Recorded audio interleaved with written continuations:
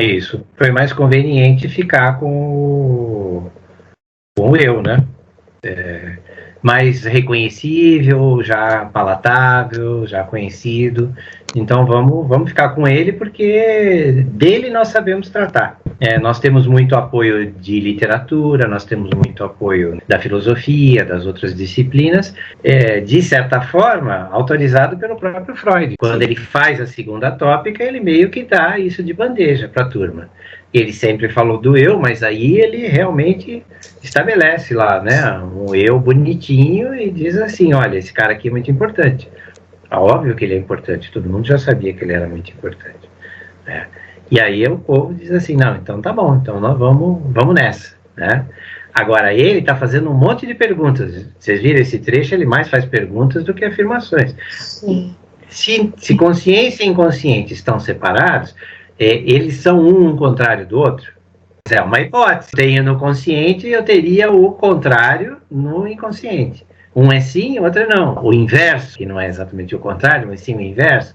Se isto está para a direita, isto está para a esquerda. Seria mais ou menos como se fosse olhar para um espelho. E existe o quê? Alguma coisa equivalente, porque um alimenta o outro. Se não houvesse nada ligado, nós não poderíamos fazer psicanálise, né? Nós não teríamos como acessar o inconsciente e fazer algum tipo de mudança ali. Quando eu estou fazendo uma sessão e eu consigo, de alguma forma, tocar algo do inconsciente dessa pessoa, a mudança vai acontecer. E vai refletir aonde? Na consciência. Mancou aí, o que aconteceu? Você trocou uma palavra, não era essa palavra nesse lugar. Algo aconteceu fora do seu controle e mudou sua fala. Você deu uma mancada. Ou eu tento lembrar o nome de alguma coisa e eu não lembro, não consigo lembrar. Aí eu começo a chutar, faço associações. É um prato cheio, porque está vindo o quê? Alguma coisa que está embaralhada lá. Algo fez barreira e aí você fica tentando pular. Dessa tentativa, o que é que está acontecendo? Esta remontagem. É dar um novo sentido? É ressignificar? Não necessariamente.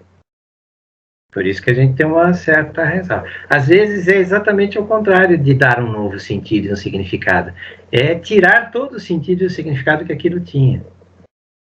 Esvaziar isso de alguma forma para que você possa montar de novo alguma outra coisa. Freud é muito claro, né? Em vários textos ele diz assim, alguma coisa travou lá no inconsciente, alguma coisa que deveria ter tido o seu fluxo natural de desenvolvimento, por algum motivo parou, brecou. Esse breque foi gerando distorções.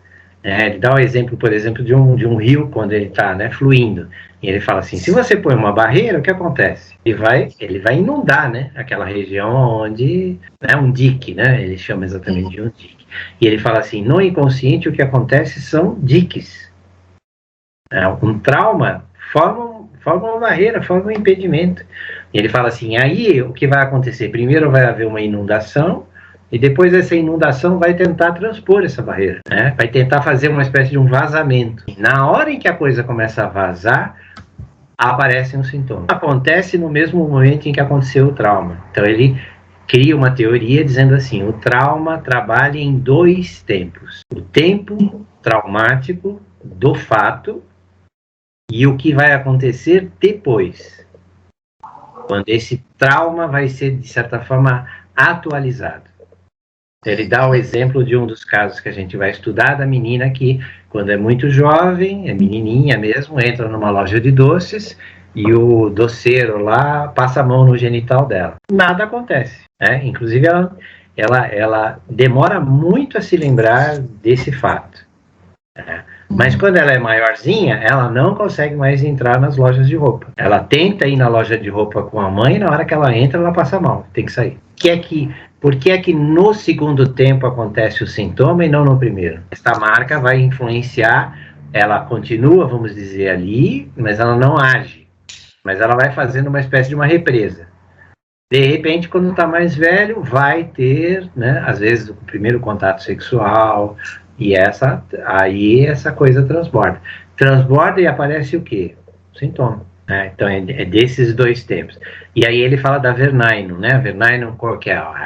É a denegação. É quando o camarada, por exemplo, está te contando um sonho e ele diz assim, tinha uma mulher no meu sonho e eu deitei na cama com ela, transei com ela e tal, mas não era minha mãe. Então, quando você nega para afirmar. Então, é a denegação. Isso foi uma tradução. Essa palavra eu acho que existia só no juridiquês, né? Mas ela foi adaptada e, para nós, é negar para afirmar, né? Alguma coisa que eu quero esconder. Tenho vergonha, tenho falta. Então, ele diz assim, será que é essa a relação entre consciência e inconsciente? Ele fala, nós sabemos que muitas vezes o inconsciente, para não deixar uma coisa aparecer na consciência, ele denega. Ele faz um jogo de negativa, que é um esconderijo. Vamos esconder isso. Como nós estamos tratando do inconsciente, o inconsciente tem alguns pré-requisitos.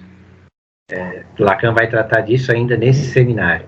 E ele diz assim, Freud trouxe para nós um presente, ele disse assim, o maior pré-requisito para se poder acessar o inconsciente, é que nem fosse uma porteira, é a confiança, é a transferência.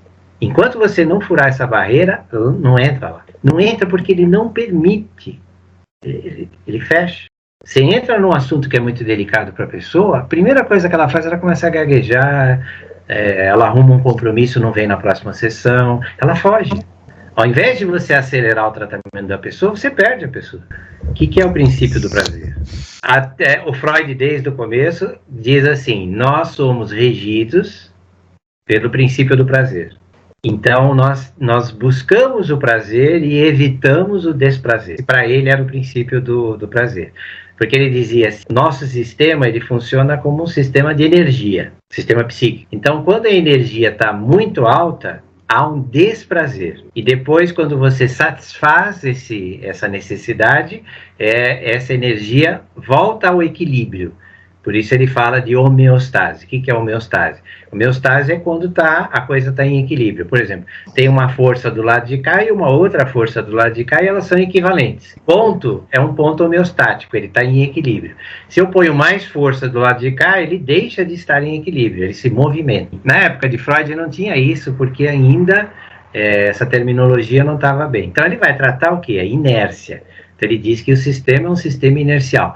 Tem uma energia, essa energia vai fazer um movimento, e tem uma inércia, por quê? Porque tem uma resistência. Daí vai vir a teoria das resistências do ego e papapá.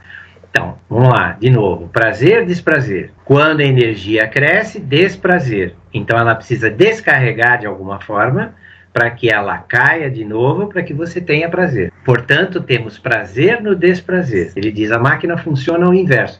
Por que ela funciona ao inverso? Porque ela pretende sempre estar no equilíbrio. Um sistema psíquico que não está em equilíbrio vai gerar sintomas. Um tal de princípio de realidade, que também entra nesse jogo. Eu encontro o dentro com o fora. Dentro eu tenho esse mecanismo, prazer, desprazer. Fora eu tenho a realidade. Este casamento é quase impossível. Está sempre em desequilíbrio. Nós buscamos a homeostase, mas ela é um objetivo. Está dizendo assim, está dizendo. E o Freud foi muito esperto porque ele percebeu, em 1920, que ele começou a tratar do pessoal que vinha traumatizado da guerra, de que podem haver desequilíbrios muito grandes. Ele não conhecia. Hoje nós conhecemos como o transtorno pós-traumático. A pessoa está afetada por alguma coisa muito violenta, tomou um susto, foi assaltado, brigou, ou participou de uma guerra, como era o caso dos soldados. E ela vem num desequilíbrio tão grande que ela não consegue mais viver. Ele recebia pacientes que não conseguiam mais dormir. Porque quando eles iam dormir, o que acontecia? Sonhava lá com a guerra. Acordava assustado, não conseguia mais dormir, não conseguia se alimentar, morria. Vários soldados, pós-traumáticos acabavam morrendo. Aí ele olha e fala assim, então tem alguma coisa aí que eu deixei de considerar. Veja, esse sistema, prazer, desprazer, realidade, ele não consegue dar conta, por exemplo, de um evento traumático muito violento. O desequilíbrio foi tão grande que ele já não consegue mais produzir esse desequilíbrio de desprazer. Ou seja, esse mecanismo desregulou de uma tal forma que ele não produz mais essa flutuação. Ele travou. Ele tinha uma teoria do prazer, desprazer. E aí, em 1920, ele cria Além do Princípio do Prazer, que é o texto de orientação desse seminário nosso, né? Eles estão lendo Além do Princípio do Prazer.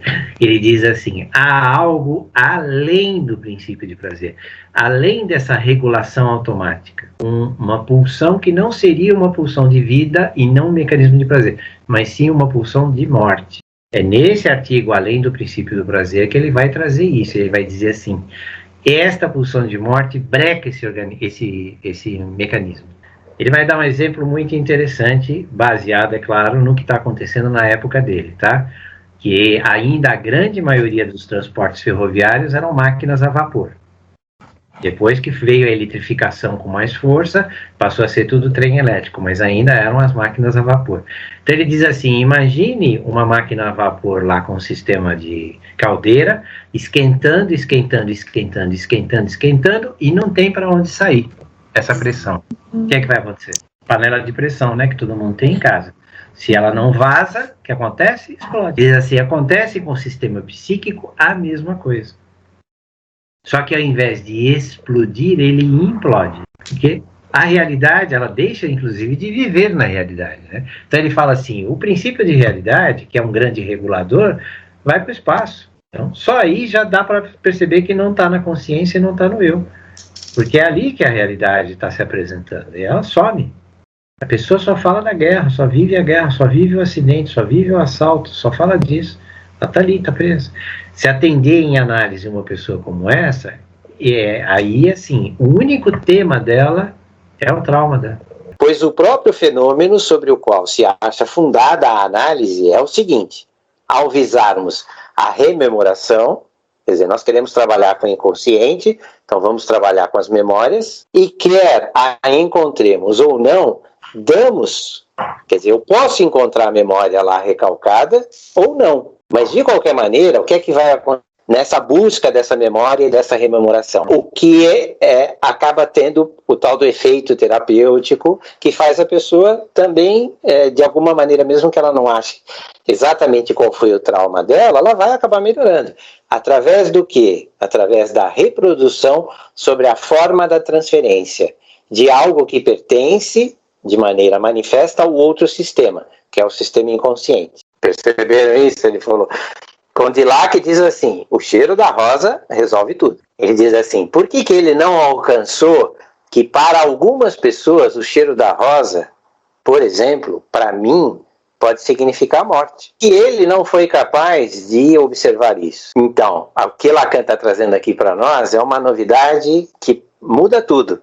Ele diz assim, porque o mundo ainda não tinha desenvolvido a ciência que vai dar base para Freud, ciência da energética. Ele não considerava que o sistema psíquico era um sistema de energias, e que as coisas não eram assim, aquilo que eu estou vendo é aquilo que eu estou vivendo. Dentro daquela máquina onde o vapor estava lá sob pressão, não saía só vapor, só pressão, saía o movimento, saía a valorização desse movimento transformado num produto, saía o valor do produto, saía a administração desse produto, saía, ele diz assim, o que saía de dentro dessa máquina era muito mais do que o que tinha entrado. Esse é o inconsciente.